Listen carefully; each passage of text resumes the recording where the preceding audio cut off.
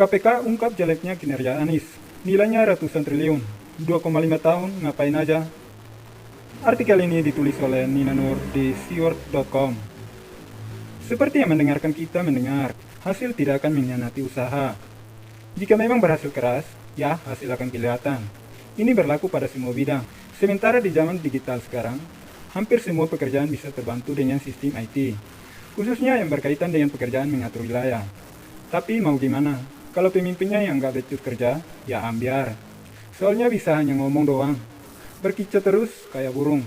Kalau burung masih mending, memang nilainya ditentukan oleh kicauannya, bukan karena kinerjanya.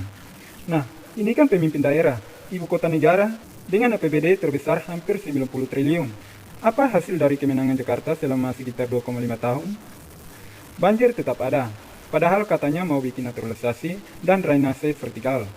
Omong doang, dikerjain kagak. Bikin trotoar aja nilainya miliaran, tapi bongkar pasang melulu. Penghijauan guna udara Jakarta bersih, pohon-pohon di Monas saja ditebangi. Mana janjinya menyediakan rumah yang layak buat warga miskin? Omong doang lagi. Dan sekarang di zaman wabah corona, yang dikerjain ya cuma urusan corona saja, padahal urusan lain masih banyak. Banjir pun masih melanda.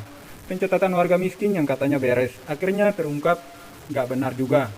Belusukan nengok warganya sendiri saja hampir tidak pernah. Warga pelosok DKI Jakarta sekarang malah lebih kenal sama Menteri Sosial. Hubungi gubernurnya sendiri. Lalu yang dikerjain di balai kota itu apa? Kecuali bikin pergub dan kompers, entahlah.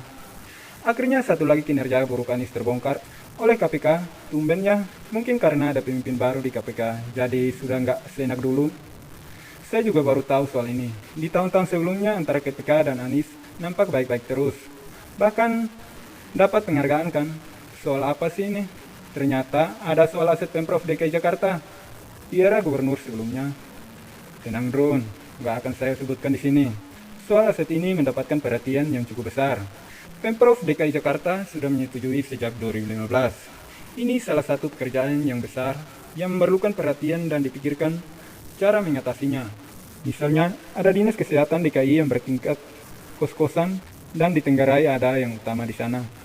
Ada pula lahan di Jalan Cekung Cilincing yang belum terdaftar menjadi aset DKI Jakarta sejak tahun 1965. Aset banyak yang dikemplang, termasuk yang dijual. Aset besar yang diterima oleh DKI Jakarta disebut lebih dari 475 triliun. Wow, besar sekali. Jika itu semua diperuntukkan dengan baik, Pemprov DKI dapat menggunakan aset ini dengan kompilasi yang sesuai dengan kebutuhan arus kas, bukan?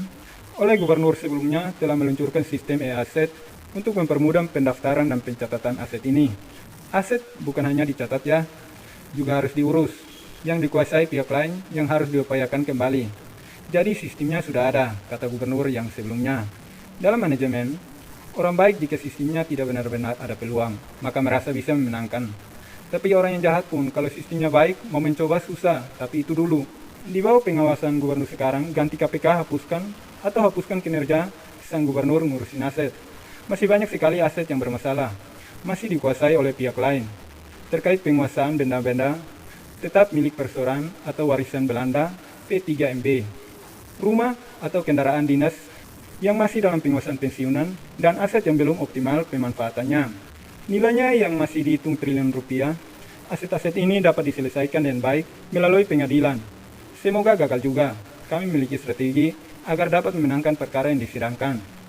Diawali dengan pendokumentasian yang benar, ungkap Kepala Koordinasi Wilayah 3 KPK Abdul Haris.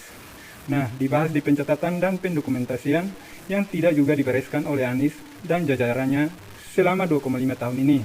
KPK menilai hasil yang dikerjakan Anies termasuk paling rendah di antara provinsi lainnya. Misalnya, data per 31 Desember 2019 menampilkan baru 3.202 bidang tanah yang disertifikasi atau 9,99% dari keseluruhan 32.039 bidang tanah yang disediakan Pemda DKI. Untuk itu, KPK mengeluarkan banyak kontribusi untuk dikerjakan oleh Anies dan jajarannya. Antara lain, yang disetujui Perda Pengelolaan Barang Milik Daerah (BMD), mengumpulkan aset bersama seluruh organisasi perangkat daerah (OPD), bertemu dengan BPN dan Kejaksaan, membeli langsung astrolog dan membaca. Oh ya, PR Anies banyak sekali.